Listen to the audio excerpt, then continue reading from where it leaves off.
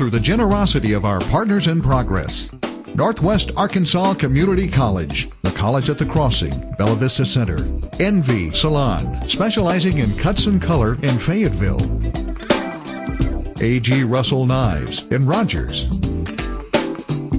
the Bank of Gravette, caretakers of the Arkansas spirit, the Tuscan Trotter American Brasserie, just off the square in downtown Bentonville, Discount Smokes and Liquors at the state line in Jane, Missouri, Smith Family Chiropractic Clinic in Bentonville, Hoffman Realty in Bella Vista.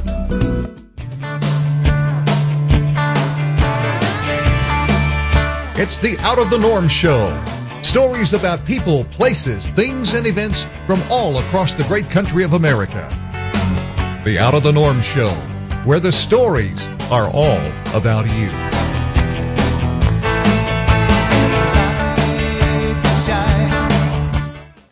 Hi, welcome to another version of the Out of the Norm Show, where the stories are all about you. And today we're in a very, very special place in the heartland of America, and beautiful, just outside of Claremore, Oklahoma, a place called Shepherd's Cross Farm.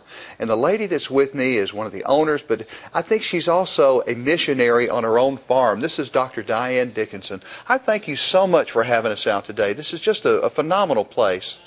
Well, thank you. It is really a blessing from the Lord, and we're just happy to get to share it. Now, Shepherd's Cross, that's an interesting name for a farm. How did all this come about? We've been on the farm for about 20 years, so we raised our family here. And shortly after we moved to the farm, we were kicking around the idea, well, what are we going to call this farm? And we started as a sheep farm, raising sheep. And we didn't think that that's what we would be doing, but that's what the Lord told us to do, feed my sheep. So that's how we got started. And we were kicking around ideas about what to call the farm, and the kids came up with Shepherd's Cross, the sheep and the shepherd, and the great shepherd Jesus. And how we are the sheep of the pasture represents the shepherd's part, and then cross is the shepherd falling down on his knees at the cross of Jesus. So that's how we came up with Shepherd's Cross. But it's a working farm with a lot of different animals here, and with a lot of different purposes, isn't it? Oh, yes. I love all animals, but I do have a bias towards sheep. They are my favorite animal. Really? Yes. But we have cattle and donkeys, mules, horses, roosters, chickens, you name it. Everything here except pigs. But they serve a purpose other than just being farm animals as food items. They really serve an educational purpose too. That is right. That is our emphasis as a farm. We want to educate people about farms, why we have farms, what we do on farms, and how farming is related to the Bible. The Bible was written to a farming or an agrarian society, and so much that it's written about is agriculture, and so that's what we're trying to do, make that connection. How does that connect with children who come on tours? There's a lot of tours that you can take here. Yes. Tell me about that a little bit. Okay. We love kids. We really do. When my kids, now they're all grown, and I thought, oh, I'm going to empty nest, just terrible. Well, I don't have any empty nesting. I've got a nest full of young'uns out here all the time, and it is wonderful. And we gear our tours to the age group of the people that come. We have everybody from pre-K all the way up through elderly retirement, and so the tour is individualized to the needs of the group. The different kinds of tours depend upon the season on the farm. Right. Farming is very seasonal. So in the spring we have shepherding tours. In the summer we do a general farm tour. Most of the critters are out laying underneath the shade tree. Right. And so it's more of a general farm tour. We do wool mill tours. We have the Bible garden where we teach about the plants and the Bible, and then just a basic vegetable garden. In the fall, we have celebrating the Lord of the Harvest. We teach about pumpkins and harvest time on the farm. And at Christmas, we have the Living Nativity. Wow. And that is a reflection of agriculture for sure. Wow. And some of the animals that we'll see here, I mean, you mentioned sheep, of course, and we're in the middle of cattle country, really. But yet you have a beautiful herd out there. Well, thank you. And what is their purpose other than just being sheep on the farm and you love the animals? I mean, what are they used for? Well, sheep are raised for meat, milk, and wool. And we have looked at sheep production, animal production, agriculture really, but especially sheep production historically, which then would be biblically, and also internationally. I do veterinary mission work with my family to third world countries. And when we do, we see a lot of shepherds raising sheep in other nations. And the way they raise sheep is more like the historical raising of sheep. And so it's for these three products. And so that's what we're doing here. We have the wool mill, and we take care of the wool right here on the farm. We send some of it off to be processed. And then we have meat for sale, sheep meat, which can be called either lamb or mutton, and we have that processed at a USDA facility. And then the milk, which we often drink for ourselves, but we don't offer that for sale. We also have an internship program, and we have a lot of interns that come that have never been on a farm, but they're learning what it's like. They either go away with an appreciation for farming and realize that that's not what they want to do, or they go away and say, yes, this is what I want to do.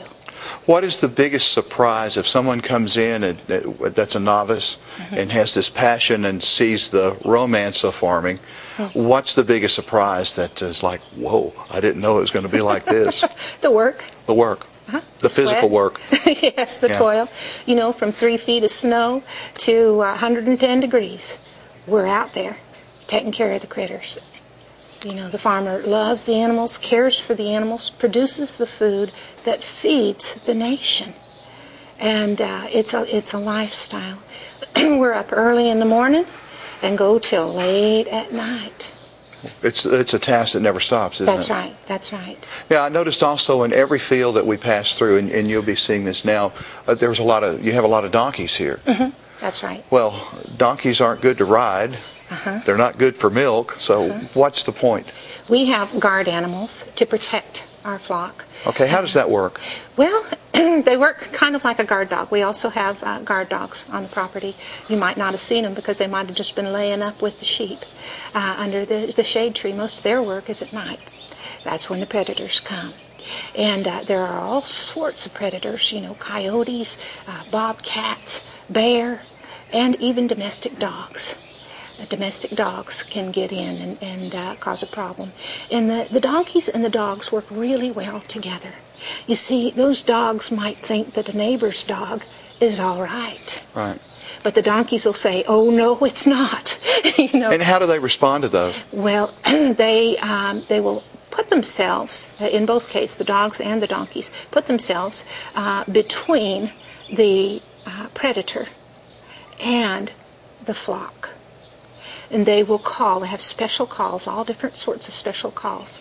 Maybe one is a warning call. There's danger on the horizon. I can't see it, but they know it's there. They smell it. They sense it. Right. And they make that warning call. Keep eating your grass. It's all right. Or they have an emergency call. Go for cover. In which case, the flock will come from all 80 acres up to their safe place in response. So they communicate between each other. Yes, they do. And there's no training or anything. It's all instinctive. That's right. Natural instinct. But if they're not raised with the animals, they don't develop that instinct. It's a natural born, God-given gift. This is Nikki Powell, and she's going to teach me something today that I don't know anything about. I was raised as a cowboy down in East Texas with cows and horses, but I don't know anything about sheep. So what are we going to talk about today? Well, what I'm going to show you first off is the carding, which is basically just the combing of the fibers, straightening out any tangles, and getting rid of any hay inside. And you can do that in two different ways. Okay, now let's start over here. What do you mean, the carding? What is that word? What are those? These are carding combs. It's carding what we use. Combs. Okay. And it's basically like a hairbrush because wool is a lot like hair. Okay. And we just brush them this way and that, and I'm going to show you. But you can also use this machine here. This is called a carding machine, and this one's hand-turned. There are some that are electric. But we're going to start with these because they're a little easier to get the hang of first. Okay. So we're going to use some wool that I've already washed and dried. Okay, now where did this wool come from? This was given to us by a local shepherd. Right. And a lot of people that raise sheep raise it for show and meat. They don't use the wool, so we have large amounts of wool that's been donated by people who don't know how to use it. So, but this is the process. So let's say we've just sheared a sheep, And then you take the, and you have a fleece, right?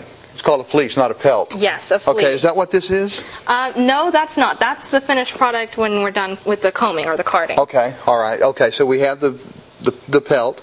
Or yes, the fleece. The fleece. Okay, I get these terms right somehow. Yeah. Okay, and so now once the fleece is done, what happens to it next? Well, because sheep are usually raised in flocks, there's a large amount of them. So the fleeces are stored, and then as we need them, we pull one out at a time, and we'll pull it out and we'll spread it out on the floor because it's originally folded up when it's stored. So we unfold it, okay, and we lay it, and then we skirt it is the technical term. But we just basically rip off the edges where any debris has started to accumulate, where the sheep, usually that's right around here where the sheep have been laying down in the so dirt. Like grass burrs and sticks and things like that get stuck in the wool? And mud if it's been raining a lot. Okay. So we do that so we can just throw it away because we can't use that when we're making projects. Okay. So once that's done, we will take the remainder of the fleece, which is generally what's been on the back of the sheep, right, and we will put it in a sink to soak with different soaps and things. And we let it soak for about half an hour, and then we use a washing machine to wash the wool. Okay, and that is to... That's just to remove the dirt, and sheep produce an oil called lanolin. They produce large amounts, and when it's not washed out, it can be really hard to work with the fiber. It'll be really oily then. Yes, it depends on the breed of sheep. Some produce more than others, but some sheep you do have to wash out some of the lanolin in order to be able to use it. Okay. So after that's done, we'll spread it out on racks to let it dry. Okay.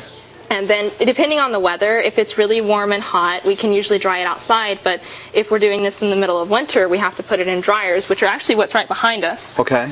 Those are dryers. Yes, these are the wool dryers. And they just have racks that rotate every so often, and they also are heated. Oh, so it has to dry fairly slow then, doesn't it? Yes, it usually takes about a day to 2 days to dry, unless you get a lot of moisture and humidity. But you can't fast dry it, or what happens? If you tried to throw it in a regular clothes dryer, it would felt. It would what? It would felt. Felting is something you can do with wool that basically, when it gets wet and then it's rubbed, it clings, all the little hairs mat together into whatever shape it's being rolled into. Okay. So we actually do that on purpose some out here. We make mats and different objects with it. But when we're trying to wash, we don't want it to felt. Okay, so now we've come out of the dryer, and that's where we are right now. This is fresh out of the dryer then? Yes, this is... okay, but it's still all tangled up and gnarly. Yes. You couldn't use this to spin. It would be really hard. I feel that lanolin in it you were talking about. Yeah, it's got kind of a greasy little thing here. Mm-hmm. Oh, okay. Now... So then, the carders they use just like a hairbrush, only because the hair isn't on anyone, we pull it onto the brushes themselves. And we start at the top like this, and we just pull it onto it in rows until the entire comb is filled up. Okay. So if I were going to do that, then all right. Should I, okay, like this? Mm-hmm. Starting at the top. So the idea is to stretch it out then? Yes, basically it helps to start it by getting them all going in about the same direction.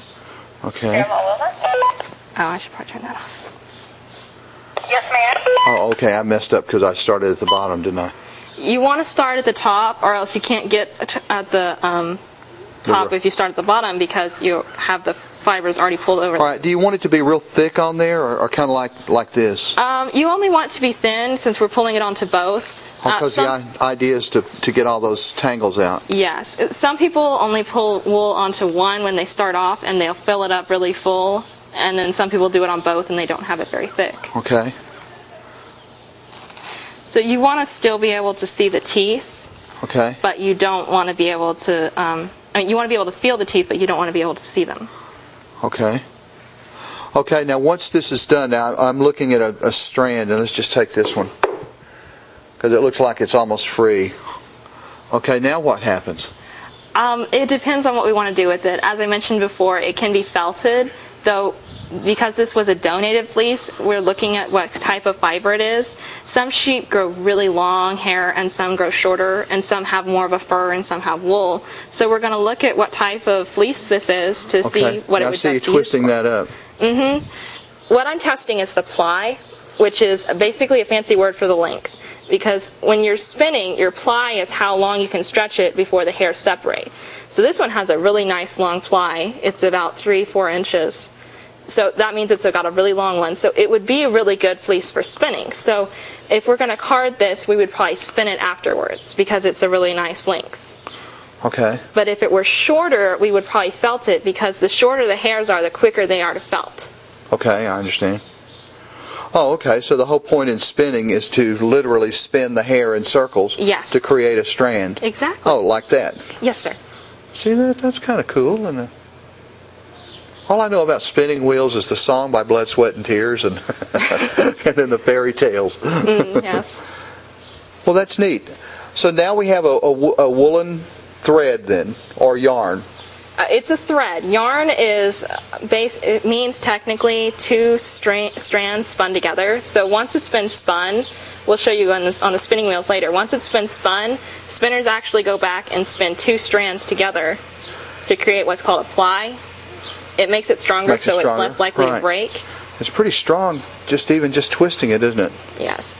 Okay, and we're going to look at the spinning wheel. So now this is ready to go the spinning wheel then? Well, not quite. We pulled the wool onto the combs, but you can see, especially where it started just on the teeth, it's still kind of matted there. Right. So we're just going to run the combs over top of each other at first, and then we're going to start applying pressure back and forth like this. And we can sometimes turn it just a little bit to make sure we're getting anything that wouldn't come off normally if you just pulled straight.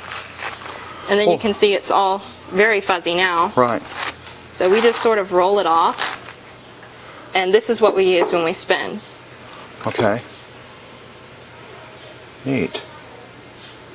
And it works the same way with this, except the teeth are applied onto the drum. Right. And then if you turn that, you can see the teeth are pulling against each other. Oh, so it does the same thing that we were doing there. Exactly. Well, I can see where an electric one would be the right thing to use if you were doing a lot of this, wouldn't it? I mean, it would be necessary. It'd be awful to do this by hand. If you wanted to produce large amounts, it takes me about 15 minutes to produce one. It's called a bat when it comes off of this because it's a large rectangular piece. So it takes me about 15 minutes to do one bat. And that's with the electric one. And this, I get slower as I go because it takes a lot of arm strength to turn that as I'm pleating woolen. Because it gets harder when you add more on. They have harder time pulling apart, so you have to turn it even stronger. And it gets really physically difficult.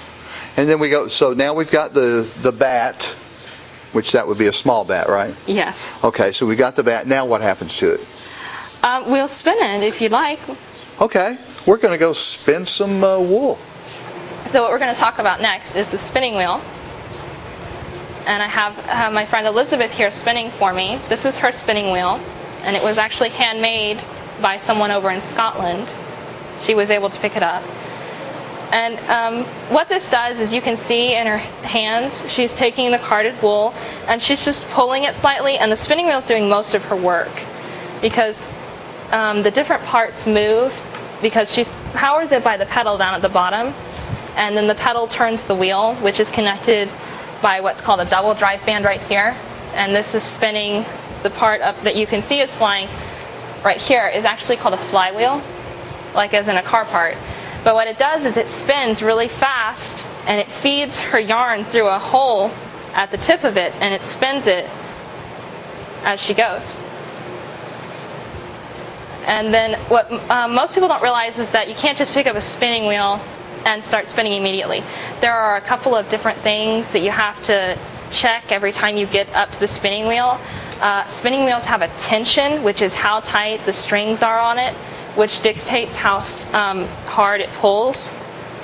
Because this is actually spinning around on the bobbin. You can see the different colors underneath of the spinning flywheel. And it's actually spinning those onto the bobbin for her as it spins the yarn. And it is able to do that because her tension can change. It can tighten or loosen so that she isn't constantly having to fight with the wheel or the wheel isn't taking it in. The tension is right here, located on this wheel, but it varies with different wheels. Yes. And actually what she has attached to her wheel down here on the bottom is called a lazy Kate. I don't know that I did explain this back earlier, but when we ply, which is spinning the 2 strands together, she will use that to hold the bobbins that she's already spun full of yarn, or the string, and she'll spin them together going in the opposite direction this time, so that the twist will ease off a little bit. And that is what makes the yarn. And she actually has a Lazy Kate with 3, so she can make a 3-ply rather than just a 2-ply, which gives you a thicker, more strong yarn. Okay, separated the yarn. So you're going to take this and you're going to slide it right up against this board here, all the way across. Okay, like this. Yes. Hang on, it's caught. There we go. Okay. And we're not going to pull it too tight because most of the packing is done with this. Okay. This is what's called a beat board, and you can lay your shuttle right there for a minute. Okay. And then we're going to pull this forward. Okay. And pack that string in with the others. Okay, so, oh, I see. So we're moving it in. Exactly. With the Navajo weaving, they use a brush or a fork. This just means that we can do all the strings at the same time. But you really want to get it tight, though, don't you? It depends. Some people like to weave loosely, and it creates some very interesting patterns. But we're doing it tight, so that works. Okay. And now you're going to release the right pedal and hit the left one down. Okay. Oh, and it switches places. Mm-hmm. And we come back through this side again, or through the same side? We're going to come from the left side and slide back. So if you mash the left pedal, you go from the left side, you mash the right pedal. Yes. Hey, even I can do that. You may have to unwind it, though, because you'll run out of yarn, but that's why the shuttle's there. You store the yarn on it and then just unwrap it. Okay, so we do this. And this is going, oh, put it right up against it or it won't fit under there, will it? Yes, right and there. this helps to make sure you don't miss any strings that might not have come all the way up. Right. Okay. And we lay this down and now we tighten it, correct? Yes. Wow. And the looser it is, the faster it'll go. When you go tighter, you have to go back and forth as much, so it takes more yarn. But I'll bet and when you have a lot of practice with this, you're pretty quick with it, right? We do an event in the spring with we shear all the sheep at one time, and it's called Woolly Weekend. And what we do is called sheep to shawl. The very first sheep that they shear, we don't even wash the fleece. Say that 5 times fast. Yes, it is really difficult. We don't even wash the fleece. We just immediately start carding it and spinning it. And within 3 days' time, we usually have 2 finished projects. Wow. So I can actually show them to you. They're somewhere around. But you would use different colored threads for patterns and things of that sort. Yes, depending on how complex we wanted to get it, because you can actually make different a brocade type of pattern if you have more than just the 2 frames. Could you use 2 different types of yarn in it, though? Yes, you could. Oh, you could. So you could. They have to be the same size if you're going to use them in the length. Right. Because if they're not, it will create inconsistencies in the fabric. Okay. But as long as they're the same size, you can use as many colors as you like. Great. Well, I could just see the creativeness of this and the artistry of it. With people who make these very ornate sweaters and blankets and things like that, but but it's basically the same process all the time, isn't it? It is, and you can make these pieces to fit different. You get smaller or wider as you go, or you can make the piece of fabric and cut it. Okay. Wow. So we've gone from the fleece all the way to the sweater right here in just a few minutes. Yes. Amazing. Well, thank you so much for this. I've really learned a lot, and I'm sure that the folks have learned a lot about this too. Oh, you're welcome. And to see the whole process. This is Nikki Powell again, in case you forget her name. You want to come out to Shepherd's Cross Farms right outside of Claremore, Oklahoma, and you might run into Nikki here, and she'll show you how to do this. So, Dr. D, we're in a very special place right now, aren't we, as part of Shepherd's Cross Farm? Yes. Tell me about the garden. This is the Bible garden, and most of the plants in the Bible garden relate to the Bible in one way or another, either through legend or directly scripturally. Now, we've done things a little bit different here. We started this mostly from bare root. So it's been a labor of love over the last 20 years. And the plants are everything from ornamental plants to vegetables and herbs that relate to Scripture. We have over 150 on placard. You can have a self-guided tour with an audio or without an audio. The audio will take you 2 hours if you listen to everything on there. Or you can have a guided tour. But give me some examples of some of those. I see right here, here's azalea, and the scripture is Isaiah 35. Yes, and here is the dogwood. And the dogwood. The legend of the dogwood. Yeah. Such a precious legend, and everyone sees dogwoods wherever they go. And that's the story of the petals with the cross in the middle, That's right. That's absolutely right. And they say that the dogwood was the tree that Jesus was hung on, that it used to grow straight. And you see, now it's very willowy looking. It doesn't grow straight any longer because it mourned the death of Jesus. So the tie to the spirituality that God has given us, to the natural beauty of the earth that He's given us, to our own skills and labors to keep and be good stewards of that earth, that's all part of the whole plan here at Shepherd's Cross. That's right. Absolutely. Yes, wow. Sustainable agriculture, farming, taking care of things as naturally as we can. You know, we're not opposed to having to do what needs to be done, but as for us on this farm, we're all natural. Now, when are you open to the public? We are open Thursday, Friday, and Saturday from 8:30 to 5:30, or by appointment sometimes on other days. We have extended hours during special times, like during the Pumpkin Festival in the fall and the Living Nativity. And we're closed in the dead of winter.